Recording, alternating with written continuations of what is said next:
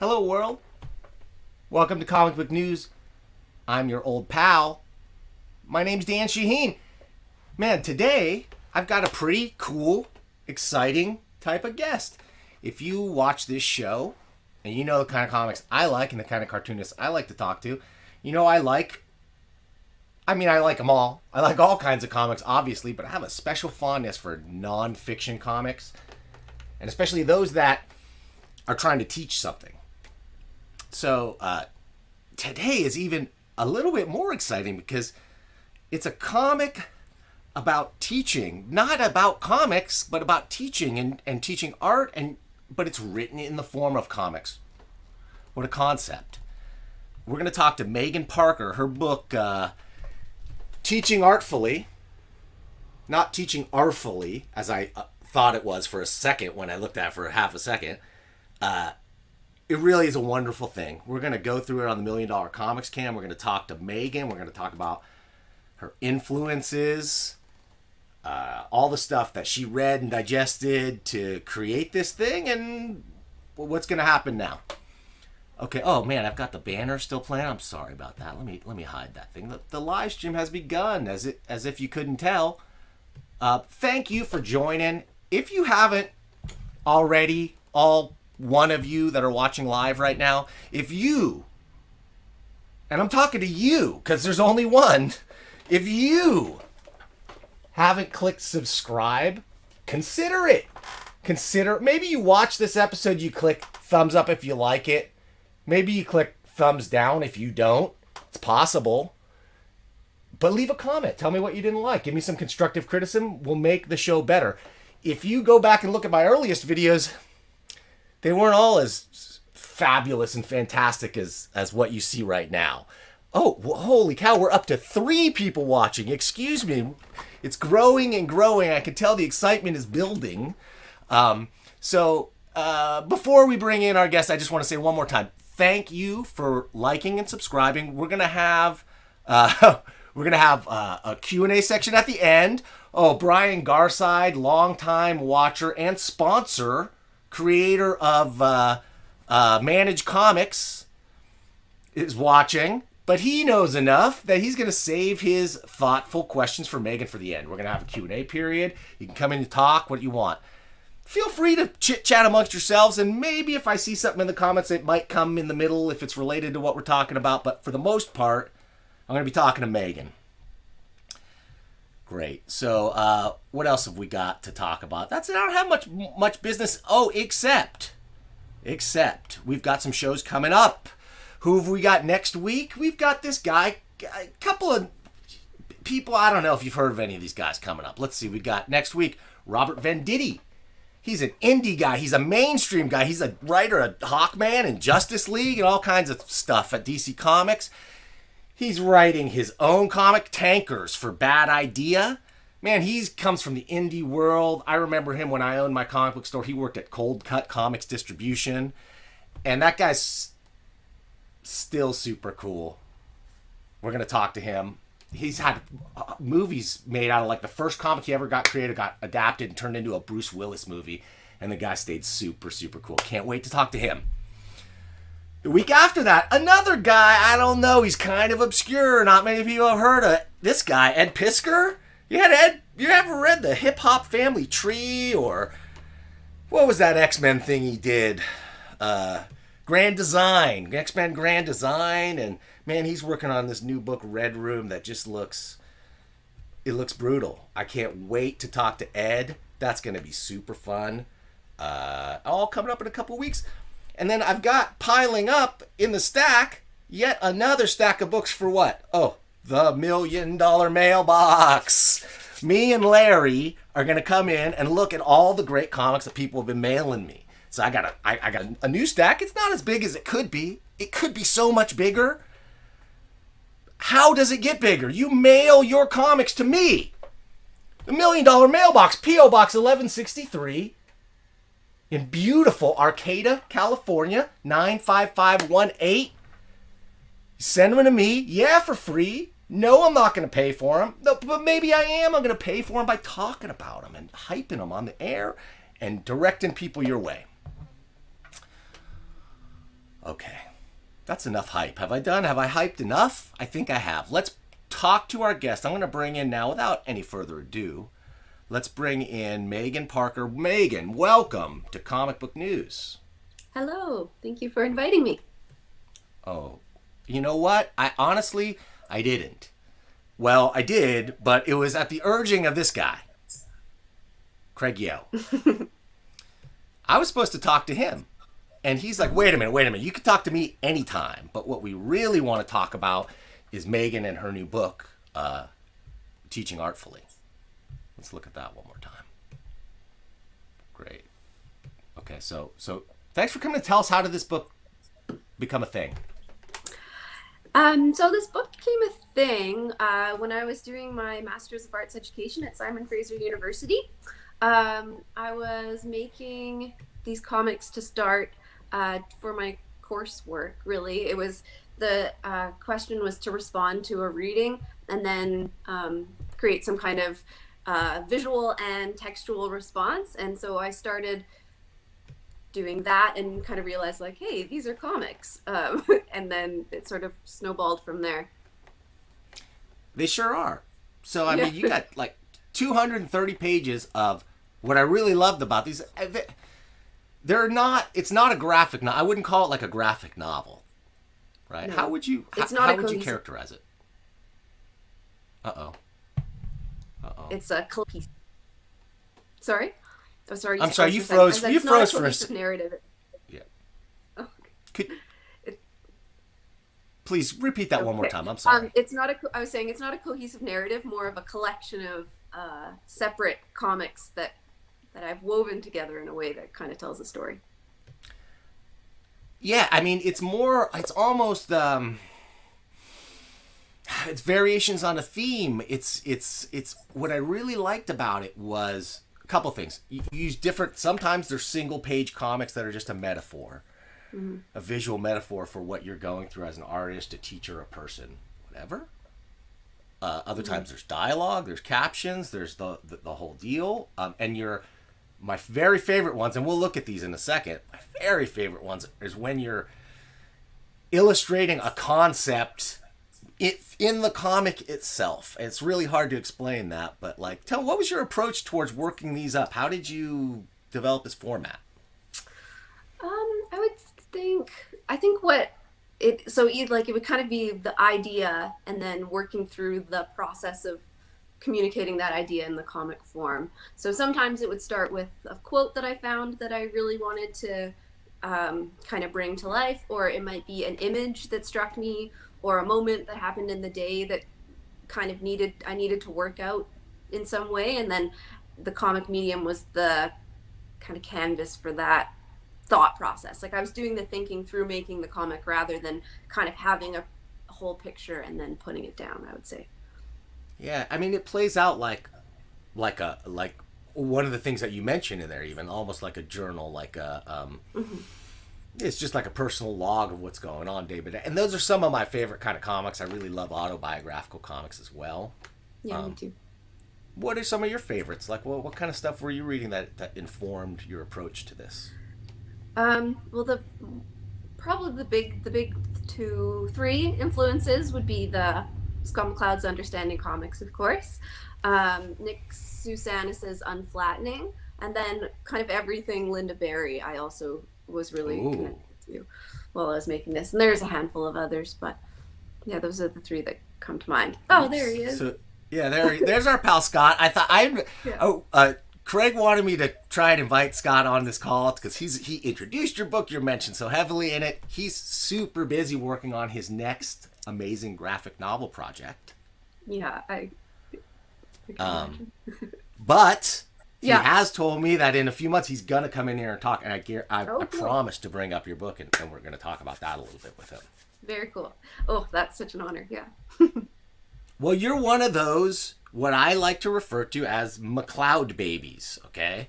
So there's a lot of people out there, you read their comics, or I read their comics, and I see the unmistakable influence of, I go, this person read Scott McCloud. There's no doubt in my mind, right? Yeah. Tell me what that book meant to you, what Scott McCloud means, and I think for me it was. Oops. I realized he's teaching art, like he's teaching all the things. So I went to art school. I did painting. I'd studied art, but it was such a clear and concise and articulate representation of how images communicate. And I don't think I'd seen it in any other format so well presented. And then that idea that you can teach through the medium that you're teaching was just like too much for me. Very captivating. And the playfulness as well. So it wasn't just informational. It was really, like you were going along on the journey with the character. And that was just my very favorite. I mean, for a book that is essentially a semiotic analysis of the comics medium, it's a page turner, right? Yeah, like it's fun. It's fun to read. It really is, and clever. And that's what Well, that's what I loved about your book as well. Is that it was just like, this is the kind of thing where you've got to give this, folks. You got to give this to the teachers and educators in your life. That's who this is who the audience for this thing is, right? I mean, that's who it belongs. What's great about it is the format that you chose, you can literally open to any single page, read that page, and you're going to get a complete, fully formed idea, and often a pretty complicated one, too. I mean, that's the power of comics, right? To crystallize complicated things into, like, a single page. Mm-hmm. It's amazing. Thanks. But, why are we... Wait a minute. I got a problem. Look at this. There's a problem here, Megan. Why are we talking about your book when we could be looking at your book? You know where we look at books here? Do you know how we do this? The $1 million mailbox camera, right? That's right, the $1 million comics cam. Oh, correct. Comics cam. Sorry. No, $1 million mailbox is when people mail things in. Gotcha. To be seen on the comics cam. But hey, that's okay. We're gonna look at your book, and I got Uncle Scott right here as well. I'll shrink back down. I'll take the pin particle and shrink back down to size. Wait, how do we do that? It's not as easy as it looks. There we go. And we'll take a look at this. So I brought along Understanding Comics. I have my first printing around here somewhere. This is not a first printing. Mm-hmm. But I think it's probably the best cover. This is probably the best one. Good. The thing that pops out of one of the things I love the most about this book, let's give Scott one last bit of shine. One of the things that blew me away when I first read it was I read it and I go, oh, this is great. It's great. It's great. And then he starts talking about color. Right? Oh, and when the book makes the switch to color. Yeah. Right? It's brilliant. Yeah, totally. No other way to illustrate it. And color, as I think your strongest point as a cartoonist, if I might say, I think Thank you're you. a very good cartoonist, but you are an exceptional colorist. These are beautiful. Thanks. Take a look. Let's take a look at these things. All right, we're gonna. Let's see if I can still get me in here a little bit. All right. Okay. Now it's vignettes like this. I really love the single page stuff. It seems like you were starting out maybe a little less comics and more about sort of capturing a mood with an image.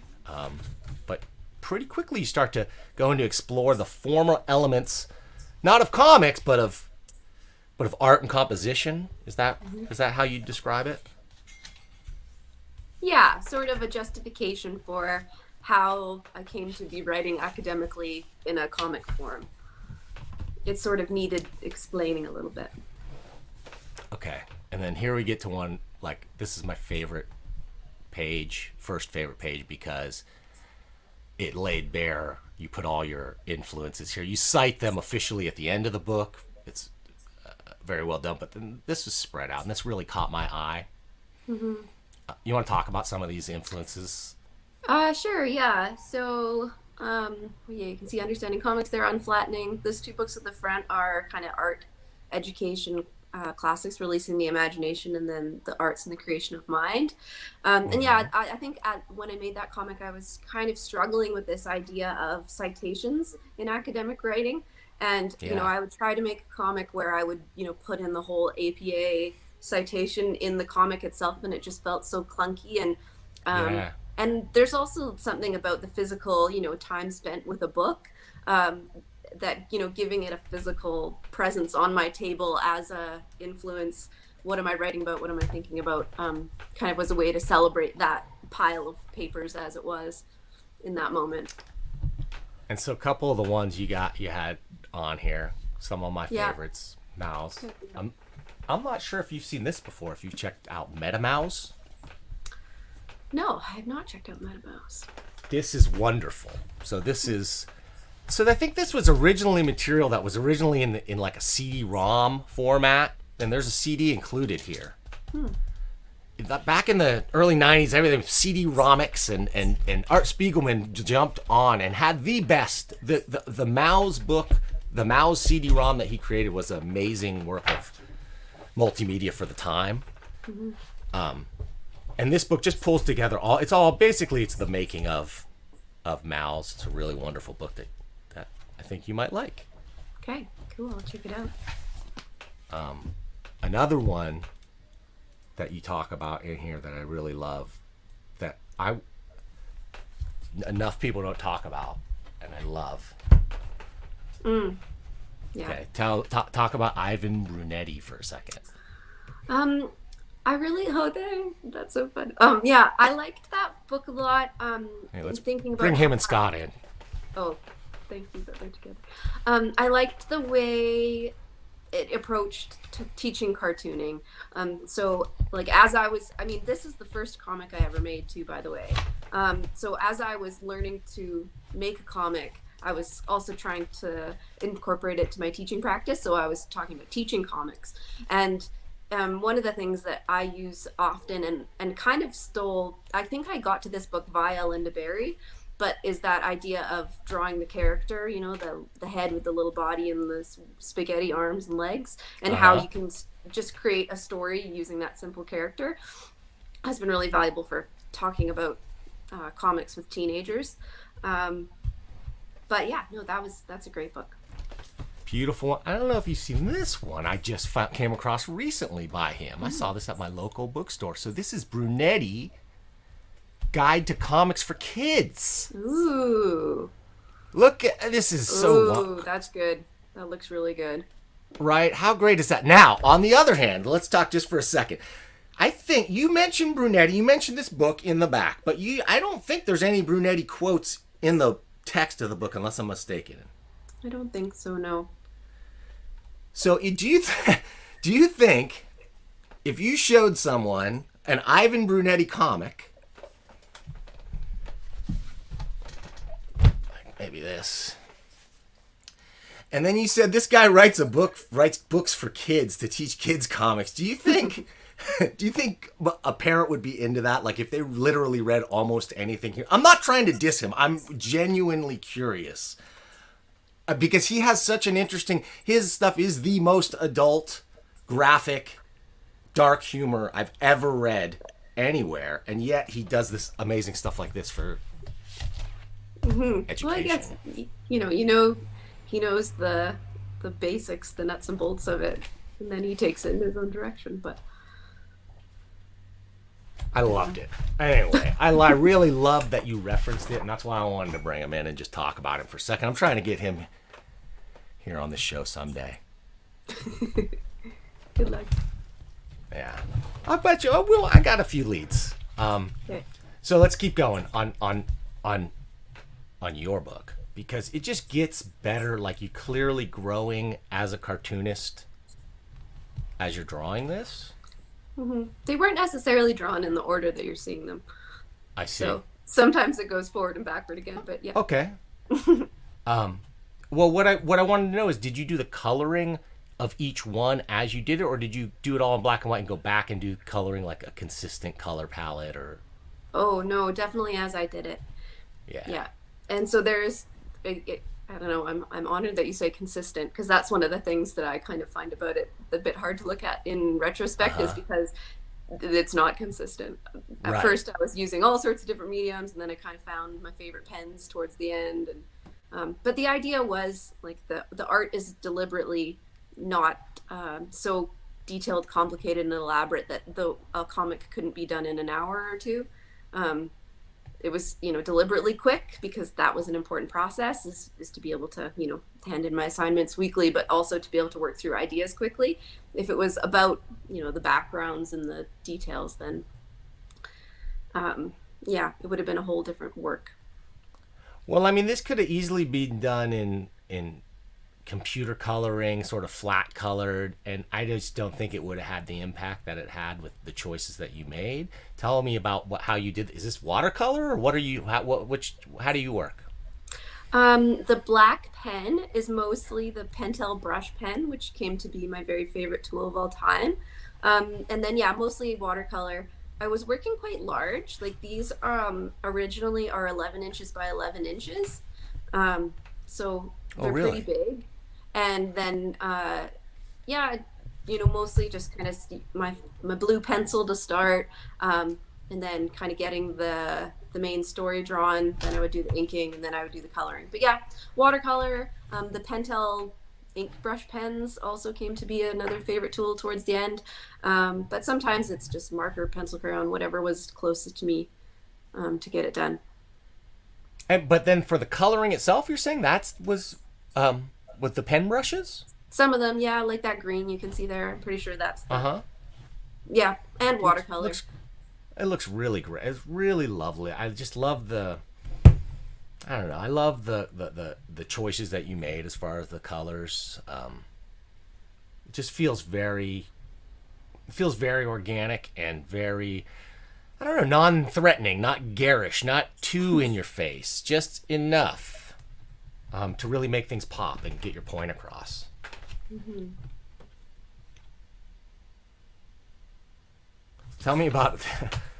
Tell me as a teacher, as an art teacher.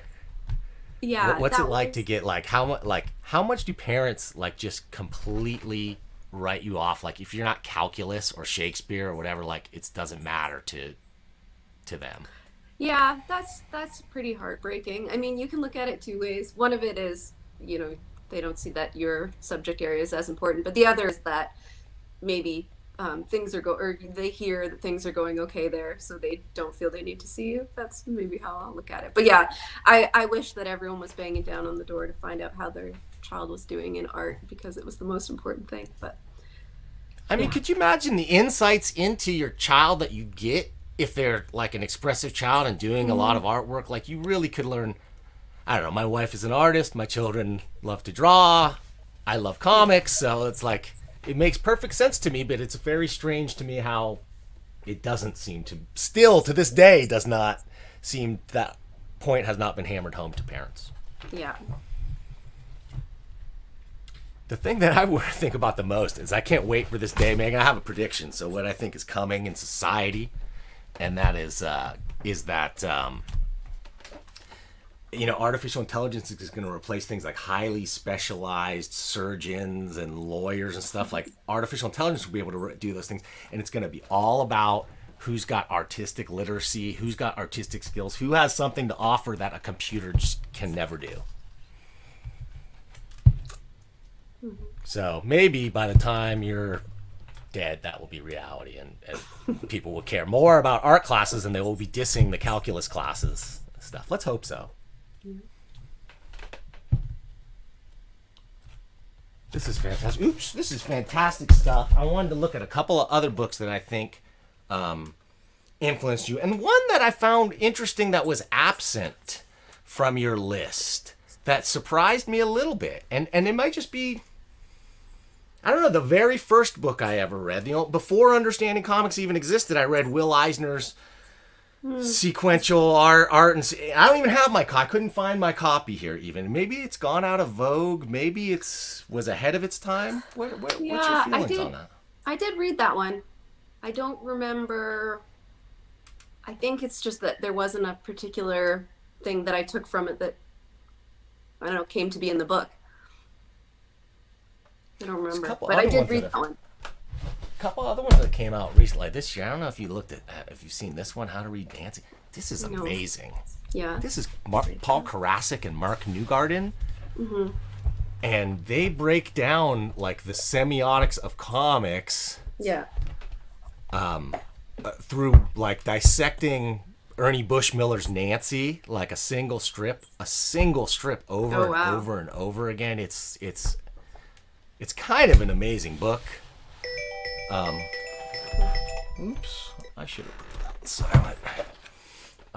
Really love that one. Had a couple other things I wondered if they were on your radar at all. This is one that That's so crazy. That was one of my childhood drawing book. Yes. It didn't come to me until later, but how influential that book was on me. I used to draw Spider-Man, and I never read Spider-Man comics. I just used to like the drawing book about drawing Spider-Man. I mean, this is a testament. This is a testament to John Buscema. Yeah. Stan Lee too, but like, what a powerhouse of an artist John Buscema was. And this used to be like, people would be like, oh, you want to draw comics, you read this, you get the Marvel tryout book, here's how you do it. And then Understanding Comics came out and other books came out, and they were like, no, this is just superhero nonsense. But if you want to get into dynamic storytelling and choice of camera angles and the nuts and bolts of cartooning, there is a lot to be learned from this book, I think. Yeah, that's so funny. I think you're in good company with that one. Wait a minute, I got another one. I got some more. I got more. You go way outside. You go way outside of comics. So I wonder, are you into Edward Tufte? Ooh, I do not know Edward Tufte. Dude, this guy, the quantitative display, the visual display of quantitative information this was an amazing book to me. Mm-hmm. This guy does seminars and stuff. He's mostly about graphs and info charts and infographics, but it's all about telling stories through pictures, and it's a wonderful book. He's written a bunch of books and does seminars and stuff, and each book is a total work of art. Like each double page spread on these books is like just its own beautiful curation of infographics and a thoughtful discussion of them. I think you might like it. Cool. Okay, I'll check it out too. What else? Wait a minute. I got a couple more.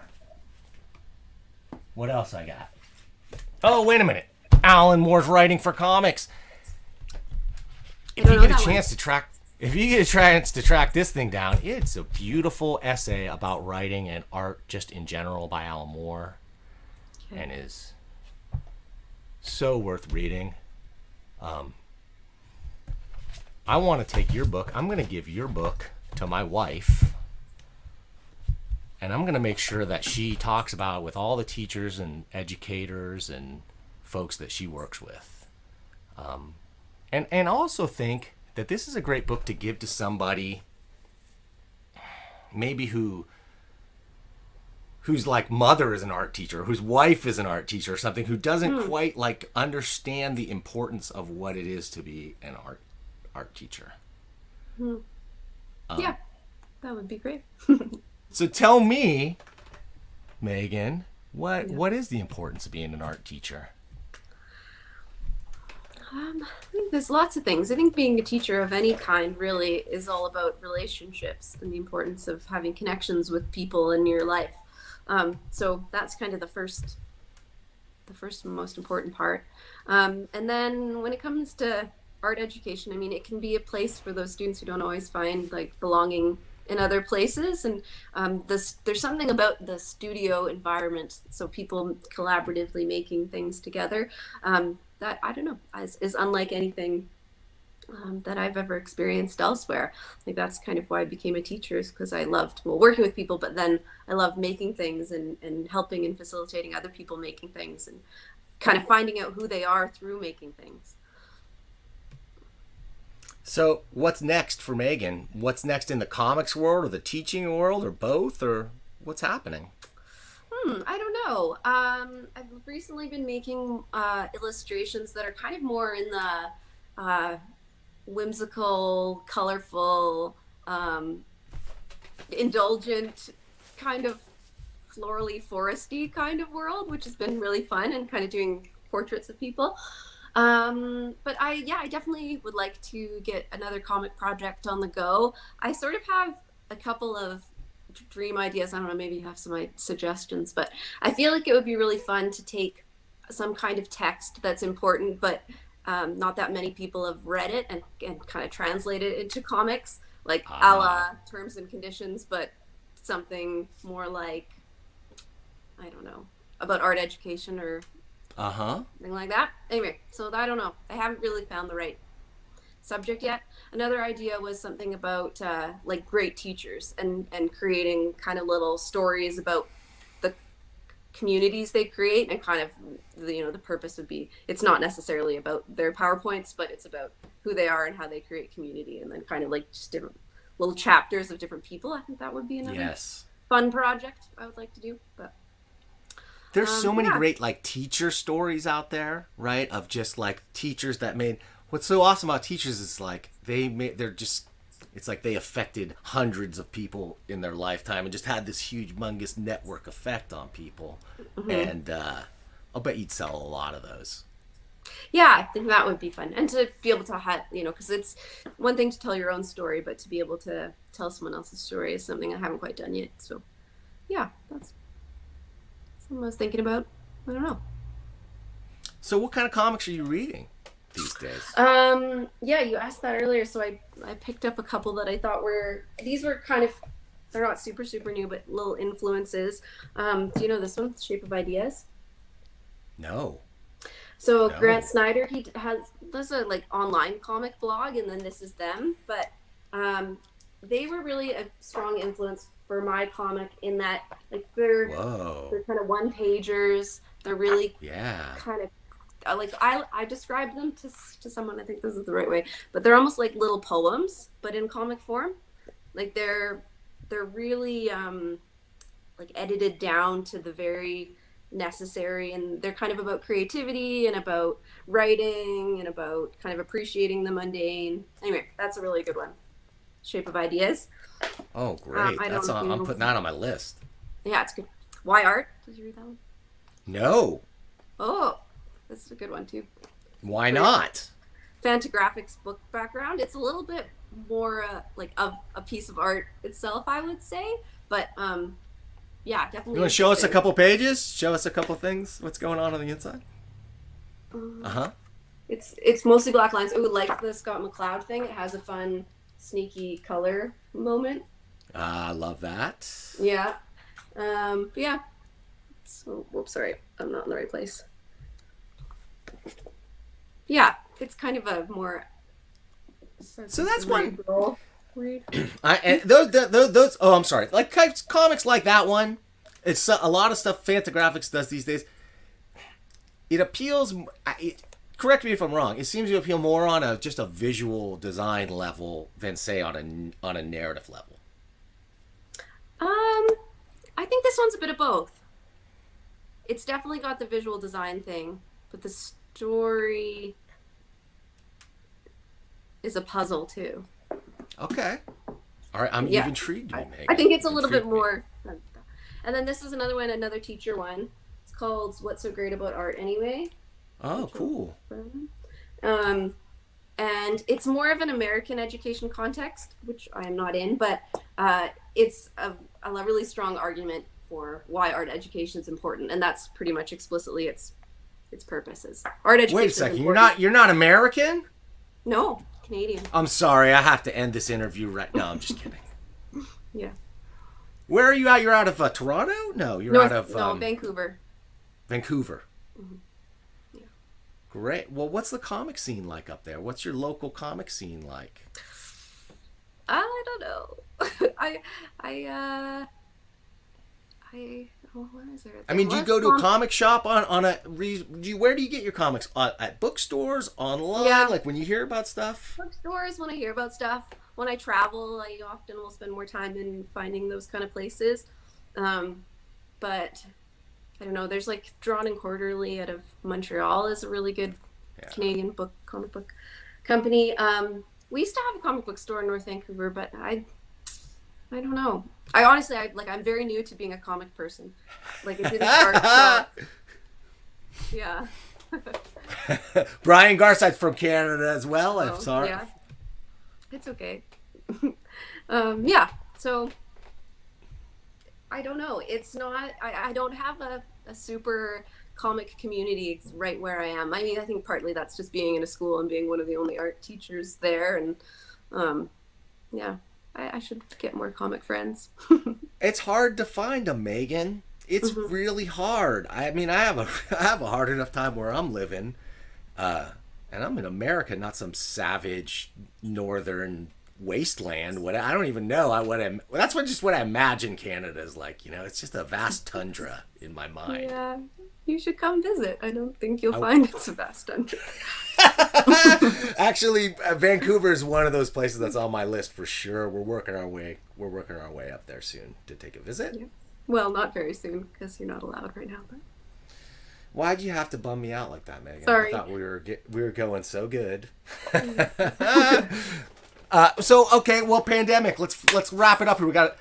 If you've got any questions, now's your time. Q&A people, queue them up. If not, tell me, how do you deal with the pandemic? Because I think for some, I don't know if everybody or many, but a lot of cartoons, it seems like, use this chance to become super productive. Mm-hmm. Did you experience that?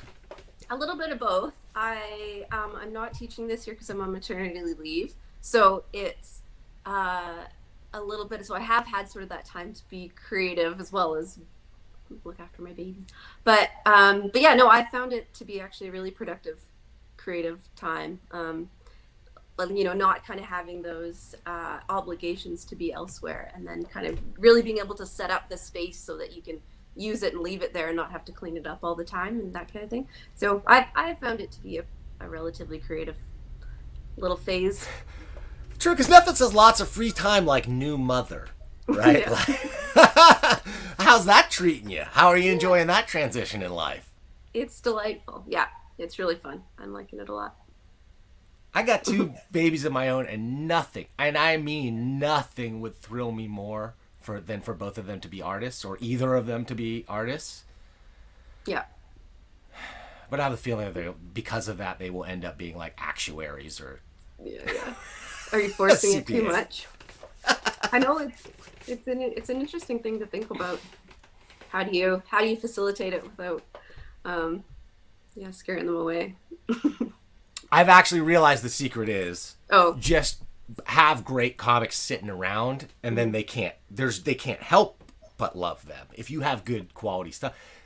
There's a lot of parents that my kids don't read. My kids, how can I get my kids to read, Dan? Like, people have come to me when I owned a bookstore, comic book stores, And I go, well, what do you like to read? And it's just silence. It's just, you know, well, it's like, I think we've gotten to the bottom of the root of that problem right there. Yep. Yeah, I know. And if they see you drawing, they see you valuing, you know, making things, then they will also make things and value that. Well, one of the things I love that you stressed in here was that, and this was a revelation to me, I'd never heard it articulated this way, is when you said, look, when you learn to write, you start with the basics and you're scribbling and it looks like nonsense and it means, and the words are meaningless. And you go through years of intensive coaching and training to get to the point where you can express your ideas. Mm-hmm. And with art, it's like you decide by second grade, like this kid can draw and this kid, you know, mm-hmm. and then there's nothing. That bothers me a lot because I feel like I feel like I still could, but I feel like in a lot of ways I missed that opportunity as a youngster, you know?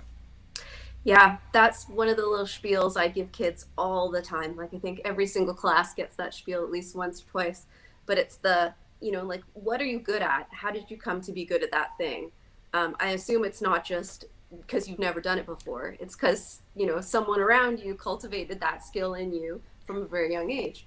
And yeah, so I always use the writing analogy. Like, you know, first you learned how to decode the letters, and then you learned what the letters were called, and then you learned how to put them into words, and then sentences, and sentences into paragraphs into essays. But we don't kind of structure art education the same way. We don't start with, we start with the colors, we start with the shapes, and then we kind of go, okay, now express yourself. And if all we have are the tools of colors and shapes to express ourselves, and we're trying to represent a complicated idea, we don't have the skills. So that's kind of back to the Scott McCloud, like that's what he did so brilliantly, is kind of make that link between, you know, this is how you say this, and this is why when you zoom in here, this communicates this, and this. Yeah, formalizing the language and just having a vocabulary to talk about what it meant around comics was just revolutionary or revelationary or whatever, something. And spending the time to do so, saying it's important. We want, you know, we value this skill and we want people to be able to do it. Yeah. I'm going to say though that, well, yeah, but that is a point I had never heard articulated the way you had. And it really spoke to me because I go, man, if I spent even like 10% of the time I spent in English class, just learning the basics of drawing, figure drawing, still life drawing or whatever, I'll bet you we would have just an amazing level of, if not artistic ability, at least artistic literacy, right? At least the ability to go like, that's hard to draw and that one isn't. Mm-hmm. You know what I mean? Or like even beyond just that's hard to draw and that isn't, you can look at all the different things in the world and read them critically. So something like an advertisement has chosen a particular font and composition and image to communicate something to you. And if you can, you know, like unpack how that image came to be, then you can be more critical in reading things around you. So like advertisements, even just like the way that other people dress, you know, the way that people lay out stores, the way that people, you know, create media, like all that stuff is part of. How about YouTube thumbnail design, Megan? How about that? Yeah. Those things don't just happen, you know. They don't just happen. No, I work hard and I'm terrible. I'm not a very artistic type person, but I'm trying, man. Mm-hmm. I feel like, help me out here. I feel like I messed up the balance on this one. Like it's really not right. Yeah. I think you're right about balance. I think if you flipped it, so the red side, because that's where it's densest, and then it would, you know, go into them, or maybe have the guy's picture smaller. Well, the problem I had was his cover was a gradient of red. It's not just a solid red. So to get it to match, I was playing tricks and I didn't have much time. But man, luckily I just got some free artistic advice from Megan. Yeah. I'm gonna rework that thumbnail. I got 2 weeks for that one. Perfect. Okay, we got a couple of chats here, and then I got to get out of here. A couple more from Brian Garside, your Canadian Canuck comrade. Dan, lots of great. Oh, sorry. Lots of many great comic shops in Vancouver. Toy Traders, one of the best toy shops in the world, is in Langley, just outside of Vancouver. Have you been there? Nope. Megan, check it out, please. Yeah. Brian knows where the good comic stores are, especially in Canada. This guy knows. Sorry, And, Brian. okay, but here he agrees with you. He backs you up. Talent is a myth. Mm-hmm. Talent is interest plus time and dedication. I hate when people treat talent like some mythical thing. Just because you don't like your drawing doesn't mean you can't draw. Mm-hmm. Well said, Yep. Brian. Well said. Have you read the Linda Berry syllabus book? Linda Berry syllabus? No. Oh, it's so good. What's it called? Syllabus, like a Yeah. course's Yeah. syllabus. And she talks about the course that she teaches, and basically goes through like week by week. And she teaches comic making often to people who don't have a background in art. And she Great. talks a lot about that I can't draw, or how do you undo that kind of tendency for people to say that things are bad or good. Yeah. And she does all these kind of like amazing, wacky activities that, turn off that part of your brain and just let people make things. It's really good. Yeah, Linda Berry. now that you're talking about it, I know I saw it at some point, but I don't have it. I haven't read it, and I'm ashamed, Megan. It looks like one of those, what are those notebooks called with the black and white? Uh-huh. Like a primer or a composition notebook? Yeah, composition notebook, yeah. From the mean- outside, it looks like that. Yes, it's modeled after that. She uses those extensively in her course. So, yeah. I use them extensively as well. I buy them at the dollar store for $1. Perfect. All right, Megan, thank you so much for coming. I really appreciate you taking the time. I love your book. I'm not just saying that. Thank you.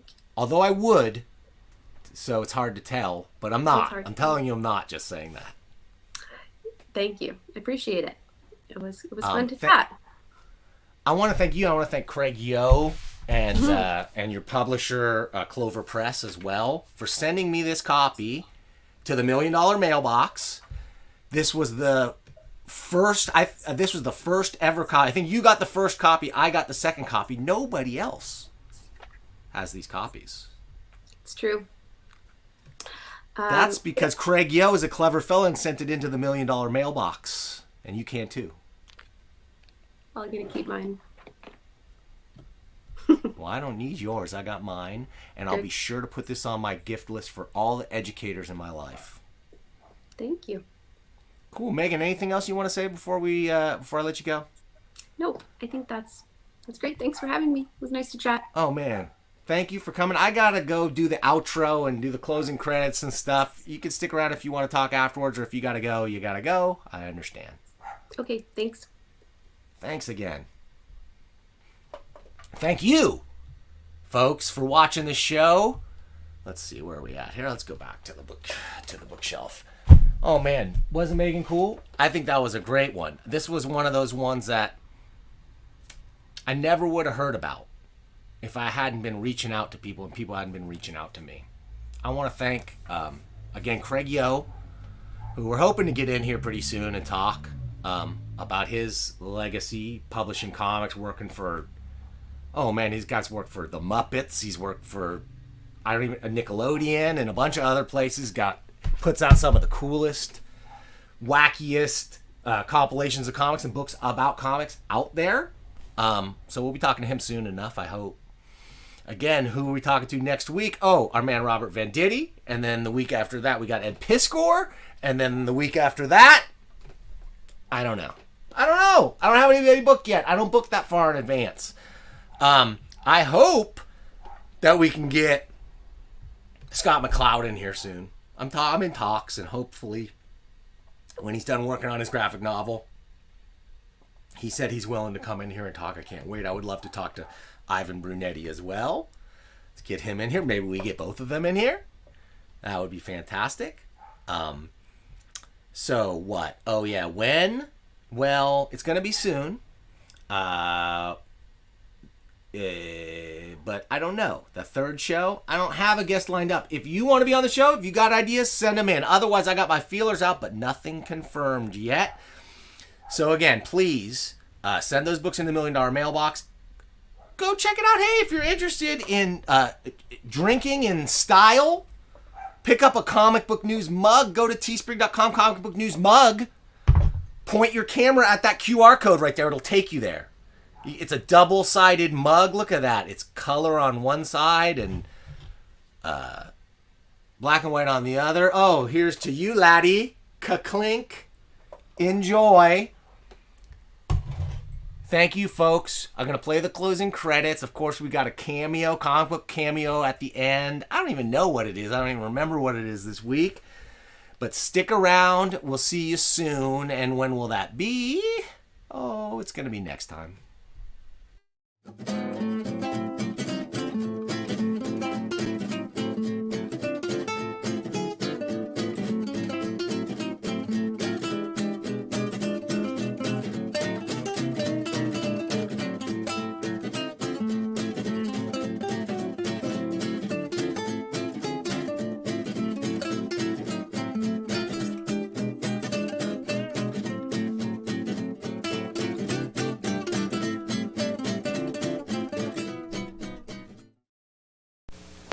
Barney, will you get this thing fixed while I'm still young? Just one little second, Fred, then I'll have it. There. Okay, let's spin a disc.